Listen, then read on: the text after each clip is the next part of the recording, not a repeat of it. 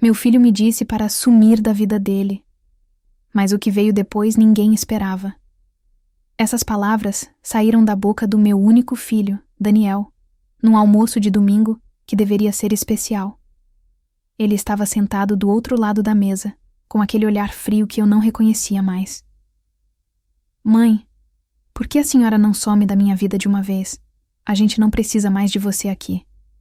O garfo escorregou da minha mão e bateu no prato com um barulho seco. Minha nora, a Silvana, sorriu de canto e continuou cortando a carne dela como se nada tivesse acontecido. Eu levantei da mesa em silêncio, peguei minha bolsa e saí daquele apartamento sem olhar para trás. Mas o que eu fiz depois daquele dia, o que eu planejei nos 6 meses seguintes, isso ninguém esperava. Nem ele, nem ela, nem ninguém. E quando Daniel finalmente descobriu a verdade, já era tarde demais para voltar atrás. Se você está se perguntando como uma mãe chega a esse ponto, como uma mulher de 62 anos decide virar o jogo dessa maneira, então fica comigo até o final, porque essa história vai te mostrar que respeito não se pede, se conquista. E às vezes, só às vezes, a gente precisa desaparecer para que as pessoas enxerguem o nosso valor.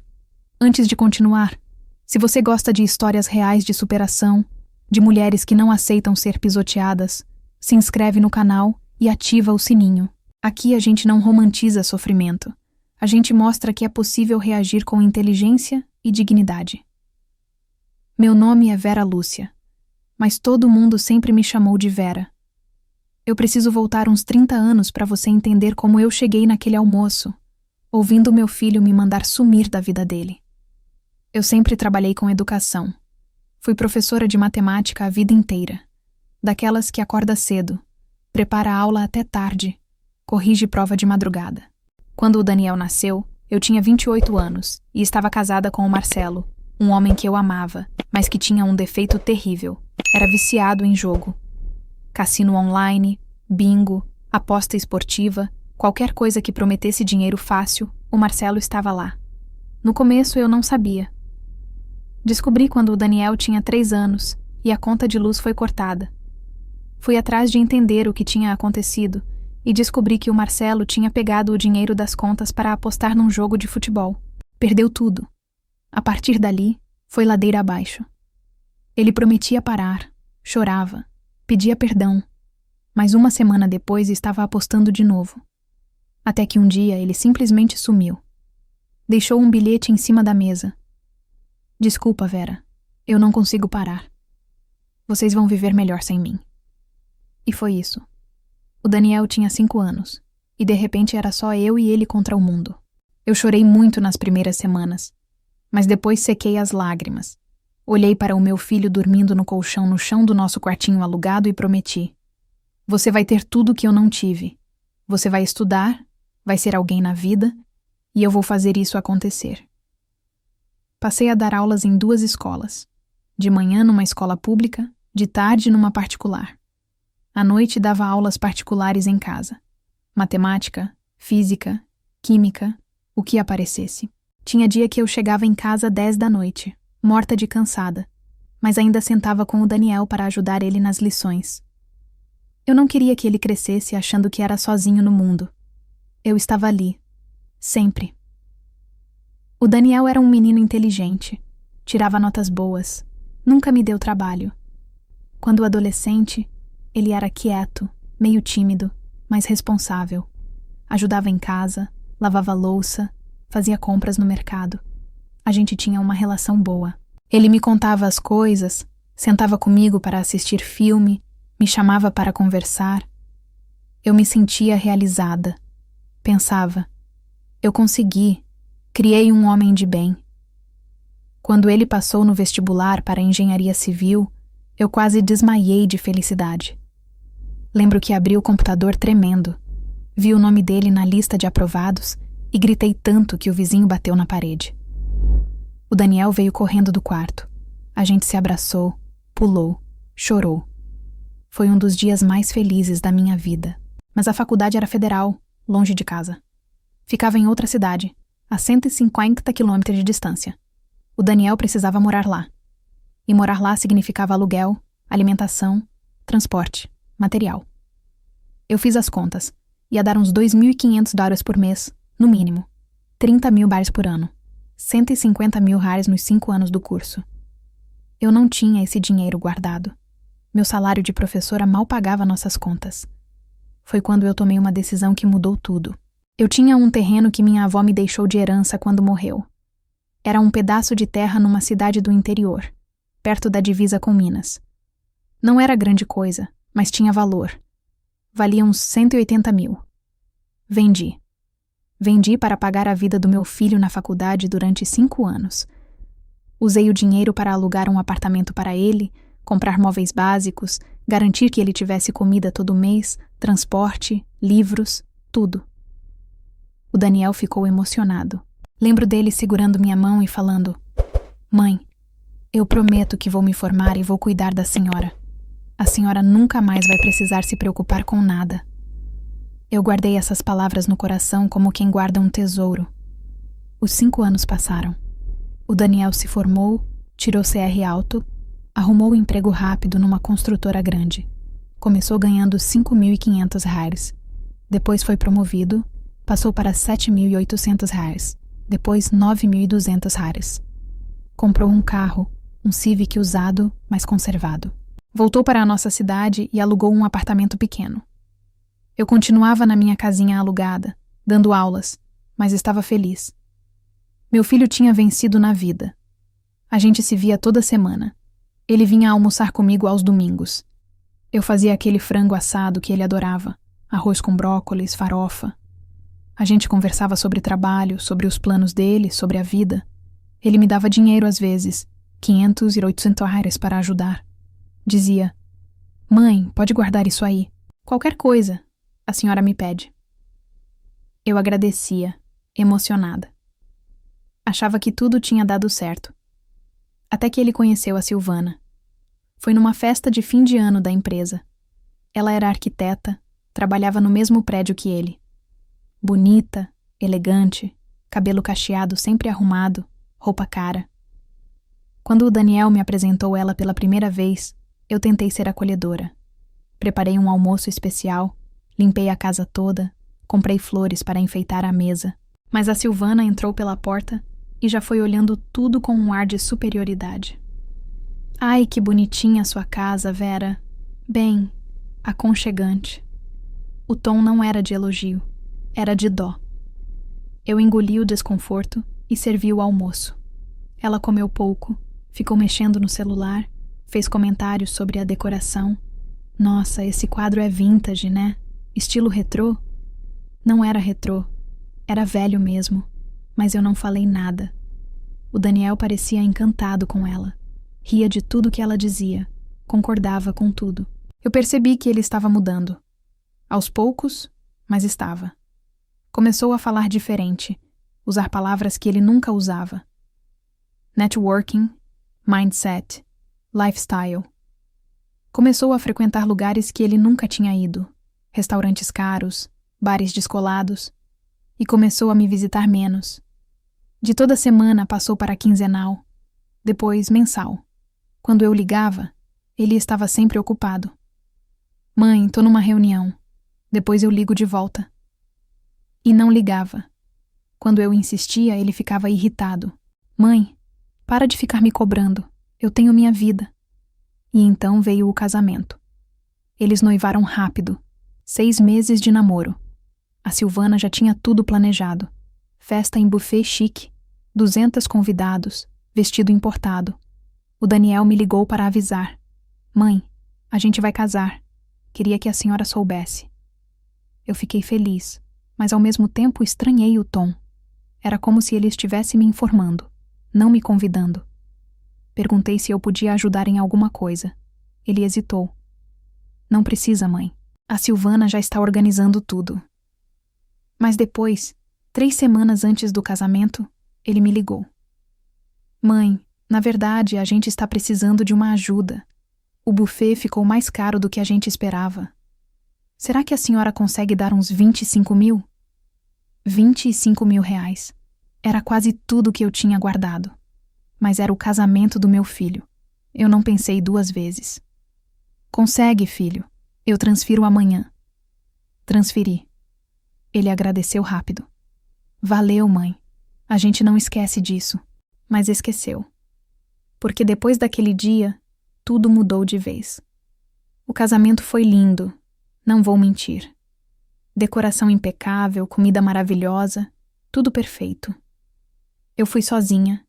Sentei numa mesa com parentes distantes do Daniel que eu mal conhecia. A família da Silvana ocupava as mesas principais. Eu tentei tirar foto com o Daniel, mas a Silvana sempre dava um jeito de me excluir. Ah, Vera, vamos tirar só a família principal agora. Depois a gente tira com todo mundo. Esse depois nunca chegou. Depois do casamento, eles foram morar num apartamento maior, 3 quartos, num bairro nobre. Condomínio fechado, piscina, academia. O Daniel me ligou para convidar para conhecer. Eu fui animada. Levei um bolo de cenoura com cobertura de chocolate que eu sabia que ele amava. Mas quando cheguei lá, a Silvana abriu a porta de cara fechada. Vera, o Daniel não te avisou? A gente tem compromisso daqui a pouco. Não dá para você ficar muito tempo. Fiquei 15 minutos. Sentei no sofá de couro bege, com medo de sujar. Segurei o bolo que ela nem se ofereceu para colocar na geladeira. O Daniel apareceu apressado. Me deu um abraço rápido. Desculpa, mãe. A gente vai sair. Outro dia a gente se vê com calma. Saí de lá com o bolo ainda na mão e um aperto no peito que não passava. As visitas foram ficando cada vez mais raras. Eu não podia mais aparecer sem avisar. Tinha que ligar antes, perguntar se podia, esperar confirmação. E na maioria das vezes a Silvana inventava desculpa. Ah, hoje não dá. A gente está cansado. Hoje a casa está uma bagunça. Amanhã a gente tem compromisso. E o Daniel? O Daniel concordava com tudo. Quando eu tentava falar com ele, ele me cortava. Mãe, para de ser dramática. A gente só está ocupado. Ocupado demais para a própria mãe. 1 ano depois do casamento veio o Pedro, meu neto. Quando a Silvana engravidou, eu fiquei nas nuvens. Ia ser avó. Ia ter um netinho para amar, para fazer carinho, para contar histórias. Mas quando o Pedro nasceu, eu não pude estar no hospital. A Silvana deixou claro. Só ela, o Daniel e os pais dela. Muita gente atrapalha a Vera. Você entende, né? Eu disse que entendia, mas por dentro eu estava sangrando. Consegui ver o Pedro pela primeira vez quando ele tinha 4 semanas. Segurei aquele bebezinho nos braços e prometi que ia ser a melhor avó do mundo. Mas a Silvana não deixou. As visitas eram cronometradas. Eu ficava meia hora, no máximo. Não podia pegar o Pedro se ele estivesse dormindo. Não podia dar comida se a Silvana não autorizasse. Eu me sentia uma estranha. Quando o Pedro fez 2 anos, eu nem fui convidada para a festa. Descobri pelas fotos no Instagram.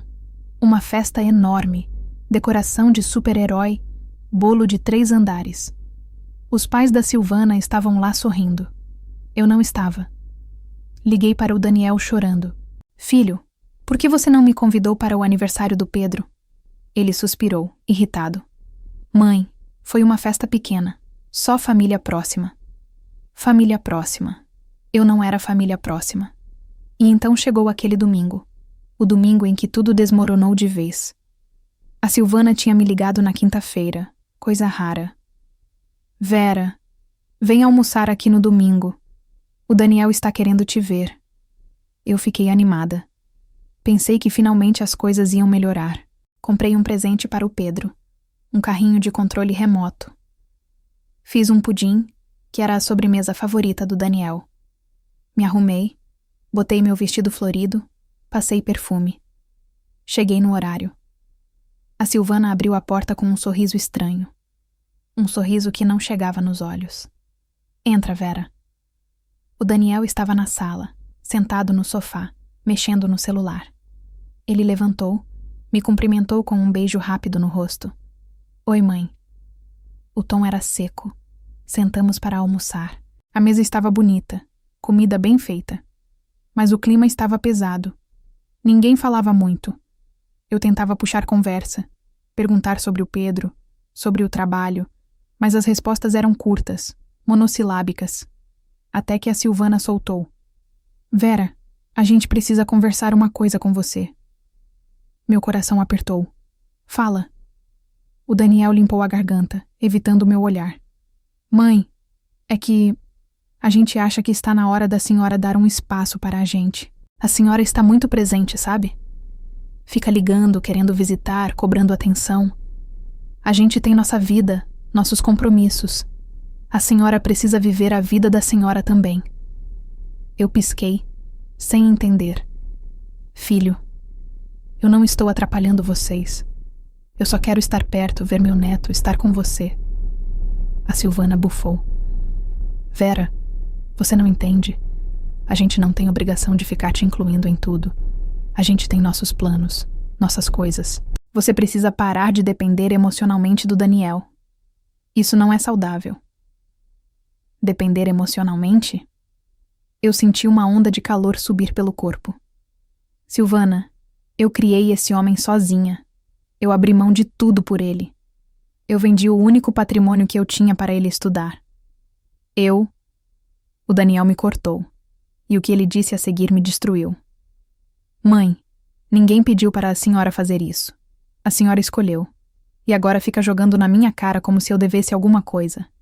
Eu já te dei dinheiro, já te ajudei, mas agora chega. Por que a senhora não some da minha vida de uma vez? A gente não precisa mais de você aqui. Some da minha vida. O garfo escorregou da minha mão. Caiu no prato com um barulho que ecoou pelo silêncio. Eu olhei para o meu filho. O menino que eu embalei, que eu cuidei quando estava doente, que eu ensinei a ler, que eu incentivei, que eu amei com cada fibra do meu ser. E vi um estranho. A Silvana sorriu de canto, cortando a carne dela, satisfeita. Eu levantei da mesa devagar. Peguei minha bolsa. Olhei para o Daniel uma última vez. Ele não olhou de volta. Saí daquele apartamento em silêncio, com as pernas bambas, o coração despedaçado. Mas enquanto eu descia no elevador, enquanto as lágrimas começavam a cair, uma coisa começou a crescer dentro de mim. Não era só dor. Era outra coisa. Algo frio. Algo decidido. Se ele queria que eu sumisse da vida dele, então era exatamente isso que eu ia fazer. Mas não do jeito que ele imaginava. Cheguei em casa naquele domingo com o pudim intocado na mão e um vazio no peito que parecia não ter fim. Sentei no sofá da sala, ainda de sapato, ainda de bolsa no ombro, e fiquei ali olhando para a parede. O relógio fazia tic-tac, tic-tac. As horas passaram e eu não me movi. Não chorei mais. As lágrimas tinham secado no elevador. O que restou foi um silêncio gelado por dentro. Quando escureceu, levantei, tirei o sapato, guardei a bolsa. Fui até o quarto, abri o armário e puxei uma caixa que ficava no alto, atrás das cobertas. Era uma caixa de papelão velha, com fita adesiva amarelada segurando as bordas. Dentro estavam todos os documentos da minha vida. Certidão de nascimento, carteira de trabalho, documentos do terreno que eu vendi, recibos da faculdade do Daniel, fotos antigas, cartas que ele escreveu quando era criança. Abri uma delas, amarelada pelo tempo. Mãe, quando eu crescer, vou comprar uma casa grande para você. Te amo. Tinha um desenho dele embaixo, um boneco de palito com uma mulher sorrindo. Guardei a carta de volta, fechei a caixa e tomei uma decisão. Ele queria que eu sumisse? Então eu ia sumir, mas ia sumir de verdade. E quando ele percebesse, ia ser tarde demais. Na segunda-feira de manhã, liguei para a diretora da escola onde eu dava aula. Mariana, preciso conversar com você. É urgente. Marquei uma reunião para a tarde. Cheguei lá com a cabeça erguida, mesmo com o coração ainda machucado. Mariana me recebeu com um sorriso preocupado. Vera, o que aconteceu? Você está bem? Sentei na cadeira na frente dela. Mariana, eu quero pedir demissão. Ela arregalou os olhos. Como assim? Você trabalha aqui há 18 anos. Você é uma das melhores professoras que a gente tem. O que aconteceu? Eu respirei fundo. Eu preciso recomeçar. Preciso sair daqui, dessa cidade, dessa vida. Eu vou embora. Mariana tentou me convencer a ficar, mas minha decisão estava tomada. Pedi demissão na hora, assinei os papéis, peguei minha rescisão.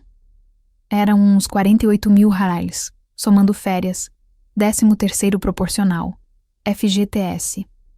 Não era muito, mas era o suficiente. Nos dias seguintes, comecei a me desfazer de tudo.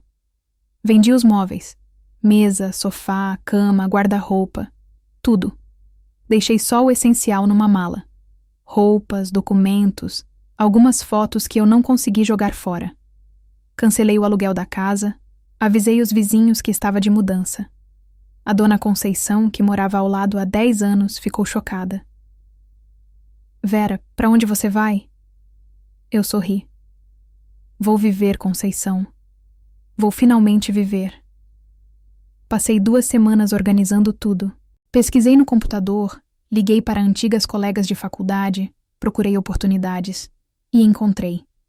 Uma amiga minha, a Lúcia, tinha se mudado para o Canadá 5 anos atrás.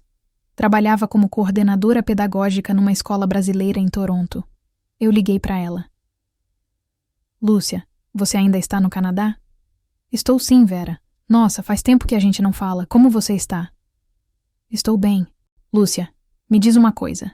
Ainda tem vaga de professora aí na escola onde você trabalha? Houve um silêncio. Depois ela respondeu animada. Tem sim. A gente está procurando professora de matemática para o ensino médio. Por quê? Você está interessada? Estou muito interessada. Lúcia me ajudou com tudo. Mandou os documentos necessários, me orientou sobre o visto, sobre o processo. Demorou 3 semanas para sair tudo. Nesse tempo, vendi as últimas coisas que eu tinha. Me despedi dos poucos amigos que restaram. E não liguei para o Daniel. Nem uma vez. Ele também não ligou. Silêncio absoluto. Como se eu realmente não existisse mais. No dia em que peguei o avião, uma sexta-feira de manhã, parei na frente dos Correios. Tinha um envelope na minha mão. Dentro, uma carta. Não era longa. Não era dramática. Era direta. Mandei registrado para o endereço do Daniel. Paguei a taxa, entreguei e fui embora. Entrei no avião com o coração acelerado. Não era medo. Era libertação.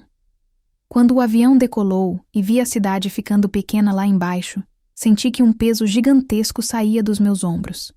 Eu estava livre. Cheguei em Toronto numa tarde fria de outono. Lúcia me buscou no aeroporto com um abraço apertado. Vera, eu não acredito que você está aqui. Você é louca, mas eu adorei. Ela tinha alugado um apartamento pequeno para mim, perto da escola. Um kitnet simples, mas limpo, funcional. Era tudo o que eu precisava. Nos primeiros dias, adaptei-me. O frio era intenso, a língua era diferente, tudo era novo. Mas eu me senti viva. Pela primeira vez em décadas, eu me senti viva. Comecei a trabalhar na escola 2 semanas depois. Os alunos eram filhos de brasileiros que moravam no Canadá. Crianças e adolescentes que falavam português em casa, mas viviam num mundo bilíngue. Ensinar para eles era desafiador, mas incrível. Eu me via sorrindo de novo, rindo de novo, acordando com vontade de sair da cama. Fiz amigos. Conheci a Estela, uma professora de português que vivia em Toronto há 10 anos. Conheci o Antônio, um brasileiro que tinha uma lanchonete perto da escola e fazia o melhor pão de queijo que eu já comi fora do Brasil. Comecei a frequentar um grupo de yoga para brasileiros. Comecei a caminhar no parque todo fim de tarde. Comecei a viver. E enquanto eu vivia, do outro lado do continente, o Daniel recebeu a carta. Foi numa terça-feira, 3 dias depois que eu cheguei no Canadá. Ele estava saindo para o trabalho quando o porteiro do prédio o chamou. Seu Daniel, tem uma carta registrada aqui para o senhor. Precisa assinar. Daniel franziu a testa.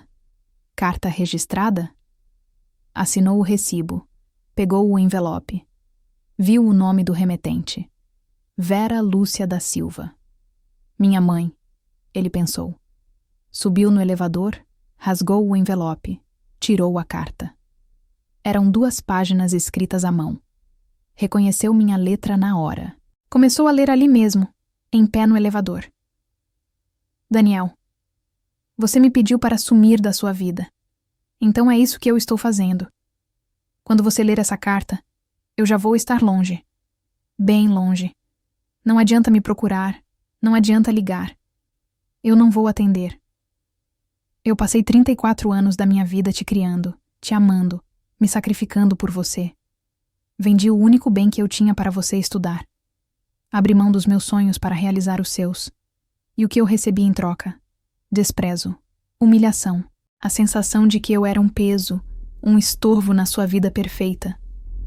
Você disse que ninguém pediu para eu fazer o que eu fiz. E você está certo. Ninguém pediu. Eu escolhi. Mas sabe o que eu também posso escolher?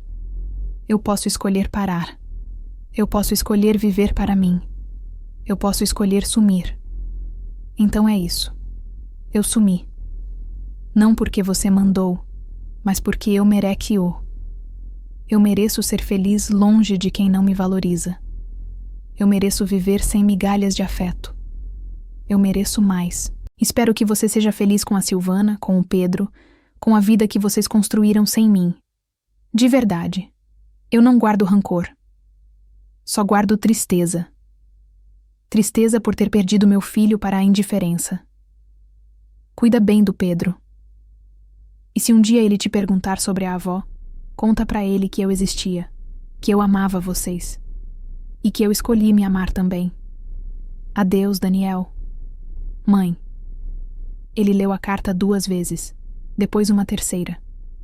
As mãos tremiam. O elevador chegou no andar dele, mas ele não saiu. Ficou ali parado, relendo as palavras. Quando finalmente entrou no apartamento, a Silvana estava tomando café. O que foi? Você está pálido. Daniel não respondeu. Entregou a carta para ela. Silvana leu, bufou. Ah, drama de novo. Sua mãe não cansa. Mas Daniel não estava ouvindo. Pegou o celular, ligou para o meu número. Caiu direto na caixa postal. Ligou de novo. Mesma coisa. Tentou mais 5 vezes. Nada. Mandou mensagem no WhatsApp. Mãe, onde você está? Me liga, por favor. A mensagem ficou com um tique só. Eu tinha bloqueado o número dele. Desesperado, Daniel ligou para a escola onde eu dava aula. A secretária atendeu. Alô, Escola Maria Clara. Oi, eu preciso falar com a professora Vera Lúcia. A professora Vera não trabalha mais aqui, senhor. Ela pediu demissão há 3 semanas. O chão fugiu dos pés dele. Como assim? Para onde ela foi? Não sei informar, senhor. Ela não deixou contato. Daniel desligou atordoado. Ligou para a Dona Conceição, a vizinha da minha antiga casa. Dona Conceição? A senhora sabe para onde minha mãe foi? Sei não, meu filho. Ela se mudou faz umas 2 semanas. Vendeu tudo. Levou só uma mala. Disse que ia viver. Não falou para onde. Viver. Eu tinha ido viver. Sem ele. Daniel sentou no sofá, com a carta ainda na mão. Pela primeira vez em anos, ele sentiu algo que ele não sabia nomear. Arrependimento. Mas já era tarde. Eu já estava do outro lado do mundo, sorrindo numa aula, conversando com alunos, tomando café com amigos novos. Livre. Finalmente livre. Os dias foram passando. No Canadá eu florescia. Comprei roupas novas, mudei o corte de cabelo, comecei a usar uma maquiagem leve. A Estela me levou para conhecer a cidade. Fomos na CN Tower, na Niagara Falls, em mercados, museus. Eu me sentia jovem de novo. Não era sobre idade, era sobre espírito. Um dia, caminhando no parque, conheci o Roberto. Ele era viúvo, brasileiro, tinha 65 anos e trabalhava como engenheiro aposentado. Trocamos sorrisos, começamos a conversar. Ele me convidou para tomar um café. Aceitei. E foi bom. Foi leve. Foi respeitoso. Não era romance, não era paixão. Era companhia. Era alguém que me via como pessoa, não como mãe descartável. Enquanto isso, no Brasil, Daniel estava entrando em parafuso. Ele procurou meus antigos colegas de trabalho, ligou para parentes distantes que eu mal falava, tentou me achar nas redes sociais. Nada. Eu tinha sumido de verdade. A Silvana no começo achou graça. Deixa ela, Daniel. Ela vai voltar. Isso é showzinho. Mas Daniel não conseguia ficar tranquilo. À noite, ele ficava olhando para fotos antigas. Ele de criança no meu colo. Eu sorrindo no dia da formatura dele. O Pedro, bebê, nos meus braços. E ele começou a lembrar. Lembrou do dia que caiu de bicicleta e ralou o joelho inteiro. Eu larguei tudo. Peguei ele no colo, limpei o ferimento, soprei para não arder, botei curativo. Fiquei a tarde inteira ao lado dele, contando histórias para ele esquecer a dor. Lembrou do dia que foi mal numa prova de matemática e chegou em casa chorando, achando que era burro. Eu sentei com ele na mesa da cozinha, peguei o caderno, expliquei cada exercício com paciência até ele entender. Ele tirou 9,5 na recuperação. Lembrou das noites que eu ficava acordada costurando a fantasia para a festa da escola porque ele queria ir de super-herói e a gente não tinha dinheiro para comprar pronta. Lembrou do dia que passou mal na faculdade, sozinho naquela cidade longe. E eu larguei tudo. Peguei um ônibus de 3 horas para cuidar dele. Fiquei 2 dias lá, fazendo sopa, dando remédio, dormindo numa cadeira ao lado da cama dele. Lembrou de tudo. E cada lembrança era uma facada no peito. A Silvana começou a perceber a mudança. Daniel estava distante, quieto, olhando para o nada. Ela tentava conversar, mas ele não respondia direito. Uma noite, ela explodiu. Daniel, para com isso. Sua mãe era um peso na nossa vida. Ela ficava se intrometendo, cobrando atenção, sendo dramática. A gente está melhor sem ela. Daniel olhou para a esposa. Realmente olhou. E pela primeira vez, viu o que eu sempre vi. Egoísmo, frieza, manipulação. Ele não respondeu, mas algo dentro dele rachou. 2 semanas depois, o Pedro, que tinha 3 anos, encontrou uma foto minha numa gaveta. Era uma foto antiga, eu segurando ele, bebê, sorrindo. Ele levou a foto para o pai. Papai, quem é essa vovó? Daniel sentiu um nó na garganta. É a vovó Vera, filho. Cadê ela?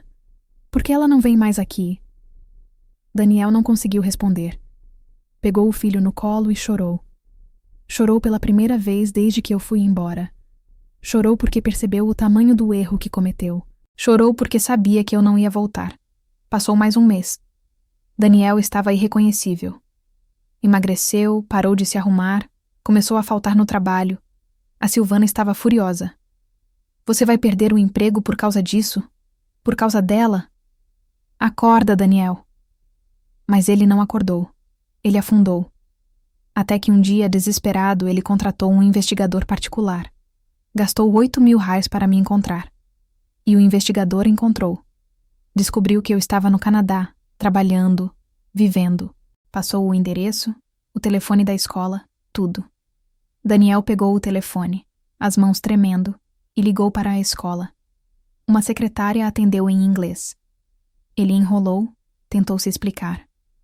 I need to talk to Vera Lúcia, please. She is a teacher there. A secretária colocou ele na espera. 2 minutos depois, outra voz. Mas não era a minha, era a da Lúcia. Alô? Oi, meu nome é Daniel. Eu sou filho da professora Vera. Eu preciso muito falar com ela. Silêncio. Depois a voz da Lúcia, firme. Daniel, a Vera pediu para não passar ligações suas. Ela não quer falar com você. Ele sentiu o mundo desabar. Por favor, só 1 minuto. Só para eu pedir desculpas. Daniel, você teve anos para pedir desculpas. Agora ela está vivendo a vida dela. Deixa ela em paz. Mas eu preciso... Lúcia desligou. Daniel ficou ali, segurando o telefone, com as lágrimas escorrendo. Ele tinha perdido. Perdeu de verdade. E não tinha volta. Enquanto isso, no Canadá, eu estava sentada num café com a Estela, rindo de uma piada que ela contou. Meu celular tocou. Era a Lúcia. Atendi. Oi, Lu. Vera, seu filho ligou aqui. Ele está te procurando. Meu coração apertou por 1 segundo, mas só por 1 segundo. E o que você disse? Disse que você não quer falar com ele. Eu respirei fundo. Obrigada, Lúcia. Desliguei. A Estela me olhou preocupada. Está tudo bem? Eu sorri. Um sorriso verdadeiro. Está. Está tudo bem. Porque estava mesmo. Eu não sentia raiva. Não sentia mágoa. Eu sentia paz. Eu tinha feito o que precisava fazer. Tinha me salvado. Tinha escolhido me amar. Passaram mais 3 meses. Eu já estava completamente adaptada. Tinha amigas, rotina, vida social. Comecei a fazer aulas de inglês avançado. Comecei a viajar nos fins de semana. Fui para Montreal, fui para Quebec, fui para Vancouver. Conheci lugares que eu só via em revista. E em cada lugar, eu tirava uma foto sorrindo. Não para postar, não para provar nada. Só para guardar. Para lembrar que eu consegui. O Roberto e eu estávamos nos vendo com frequência. Nada sério, mas era bom. Ele me tratava com respeito, me ouvia, me fazia rir. Um dia, tomando vinho numa noite fria, ele perguntou: Vera, você tem filhos? Eu hesitei. Depois respondi: Tive, mas não tenho mais. Ele não perguntou mais nada. Só segurou minha mão. No Brasil, a vida do Daniel desmoronava. Ele foi demitido do emprego por baixo desempenho. Começou a brigar com a Silvana todos os dias. Ela não aguentava mais. Você está destruindo nossa família por causa de uma mulher que te abandonou. Ela não me abandonou. Daniel gritou pela primeira vez. Eu que abandonei ela. Eu que mandei ela sumir. E ela sumiu. E agora eu não aguento mais viver com isso. A Silvana pegou o Pedro e foi para a casa dos pais. Deixou Daniel sozinho no apartamento enorme, vazio, frio. Ele ficou ali, sentado no chão da sala, olhando para as paredes. Pegou o celular, abriu o WhatsApp, foi nas mensagens que eu nunca respondi. Começou a digitar. Mãe, me perdoa. Mãe, eu errei. Mãe, eu preciso de você. Mãe, por favor, volta. Mandou 20 mensagens seguidas. Todas ficaram com 2 tiques azuis. Eu tinha lido. Mas não respondi, porque não tinha o que responder. O tempo de palavras tinha passado. Daniel entrou em depressão profunda. Teve que fazer terapia. A terapeuta tentou trabalhar a culpa, a perda, o arrependimento. Daniel, você precisa aceitar que algumas coisas não têm volta. Você magoou sua mãe profundamente. Ela tem o direito de seguir em frente sem você. Mas ela é minha mãe. Ele chorava nas sessões. Mãe perdoa sempre. Não, Daniel. Mãe é ser humano. E ser humano tem limite. 6 meses depois da minha partida, Daniel estava vivendo sozinho, afastado da Silvana, desempregado, quebrado, financeiramente e emocionalmente. Até que um dia, ele recebeu uma notificação do Facebook. Uma conta que ele não sabia que existia tinha postado uma foto. Era um perfil novo, criado há 3 meses. Nome: Vera Lúcia Silva. Ele clicou. E viu. Fotos minhas em Toronto.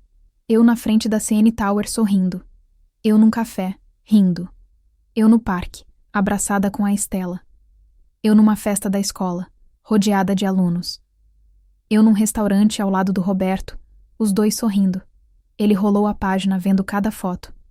E em cada uma, eu estava feliz. Realmente feliz. Não era sorriso forçado. Era alegria genuína. Eu estava vivendo, sem ele. Daniel começou a chorar. Chorou tanto que não conseguia mais respirar direito. Porque ele finalmente entendeu. Eu não precisava dele. Eu nunca precisei. Eu sempre quis ele por amor, não por necessidade. E quando ele jogou esse amor fora, eu simplesmente segui em frente. Ele tentou comentar numa foto. Mãe, você está linda. Fico feliz que esteja bem. Bloqueei ele. Tentou mandar mensagem pelo Messenger. Bloqueei. Tentou criar um perfil falso para me seguir. Bloqueei também. Porque eu não queria vingança. Eu não queria machucá-lo. Eu só queria paz. E paz significava ele fora da minha vida. 1 ano inteiro se passou. Daniel conseguiu se reerguer um pouco. Voltou a trabalhar, dessa vez num emprego menor, ganhando menos. Tentou reatar com a Silvana, mas ela já estava com outro. Ele ficou sozinho com a própria culpa. O Pedro crescia sem me conhecer de verdade, sem saber que teve uma avó que o amava antes mesmo dele nascer. Enquanto isso, eu florescia cada vez mais. Fui promovida na escola. Virei coordenadora pedagógica. Meu salário dobrou. Aluguei um apartamento maior, com vista para o lago. Comprei móveis, decorei, recebi amigos. Fiz 63 anos e ganhei uma festa surpresa organizada pela Estela, pela Lúcia e por outros amigos. Foi uma das noites mais felizes da minha vida. O Roberto me pediu em namoro. Eu aceitei. Não era amor cinematográfico, mas era companheirismo verdadeiro. A gente viajava junto, cozinhava junto, assistia filme junto. Ele me tratava como igual, como parceira, como alguém que importava. E então, 2 anos depois da minha partida, recebi uma mensagem. Não era do Daniel, era da Silvana. Ela tinha conseguido meu e-mail profissional da escola. A mensagem era curta. Vera, o Daniel está muito mal. Ele não consegue superar o que fez. Ele está destruído. Eu sei que a senhora deve odiar ele, mas pelo amor de Deus, dá uma chance para ele se redimir. Ele precisa disso para seguir em frente. Eu li a mensagem 3 vezes. Depois fechei o e-mail e não respondi. Porque não era sobre ele. Era sobre mim. E eu já tinha dado todas as chances que eu podia dar. Agora era a hora dele aprender a viver com as consequências. Mais 6 meses se passaram. Daniel finalmente conseguiu fazer terapia intensiva. Trabalhou a culpa, aceitou a perda, entendeu o erro. E num dos exercícios terapêuticos, a psicóloga pediu para ele escrever uma carta para mim. Não para enviar, só para colocar para fora. Ele escreveu 10 páginas. Chorou em cada linha. Pediu perdão, reconheceu tudo que eu fiz, admitiu tudo que ele destruiu. E no final, escreveu: Mãe, eu não mereço seu perdão, mas eu quero que a senhora saiba que eu finalmente entendi. A senhora sempre foi o amor mais puro que eu tive na vida. E eu joguei fora. Eu vou carregar isso para sempre. Mas eu torço, de coração, para que a senhora seja feliz. Muito feliz. Porque a senhora sempre mereceu. Ele queimou a carta num ritual terapêutico. Viu as cinzas subirem. E pela primeira vez desde que eu fui embora, ele sentiu um pouco de alívio. Não era paz, mas era aceitação. Enquanto isso, do outro lado do mundo, eu estava num restaurante francês, comemorando 3 anos de Canadá. A Estela ergueu a taça. Um brinde a você, Vera, a mulher mais corajosa que eu conheço. Eu sorri, ergui minha taça. Um brinde a recomeços. O Roberto segurou minha mão por baixo da mesa. E naquele momento eu soube. Eu tinha vencido. Não porque eu me vinguei, mas porque eu me libertei. Eu escolhi me amar. Eu escolhi viver. E essa foi a maior vitória de todas. Hoje, eu tenho 65 anos. Moro no Canadá há 3 anos.